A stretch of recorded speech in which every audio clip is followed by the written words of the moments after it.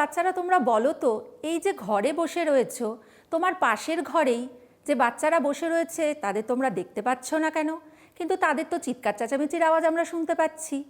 আবার ধরো এই ফাঁকা দরজার সামনে কোনো ব্যক্তি যদি এসে দাঁড়ান, আমরা তো তাকে দেখতে পাবো, কিন্তু তিনি যদি 2 হাত বাম দিকে বা ডান দিকে সরে যান, তাকে আমরা দেখতে পাবো না।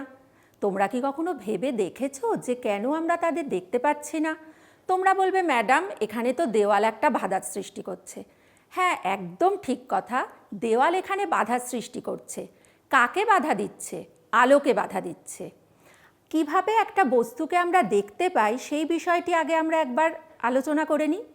যখন একটা কোনো বস্তুর ওপর আলো পড়ে, তখন সেই বস্তুটির থেকে আলো আমাদের চোখে এসে পড়ে, তখন সেই বস্তুটিকে আমরা দেখতে পাই। এবার বস্তুটির সামনে যদি কোনো বাধা থাকে, তখন আলো কিন্তু বক্ররেখায় এসে আমাদের চোখে পড়তে পারে না। আলো যদি বক্ররেখায় এসে আমাদের চোখে পড়তো, তাহলে তো আড়াল বলে কিছুই থাকতো না, আমরা সবাই সবাইকে দেখতে পেতাম। কিন্তু আলো সবসময় সরল রেখায় চলে, এই জন্য আলোর সামনে যদি কোনো বাধার সৃষ্টি হয়, তাহলে আলো কিন্তু আমাদের চোখে এসে পড়তে পারে না।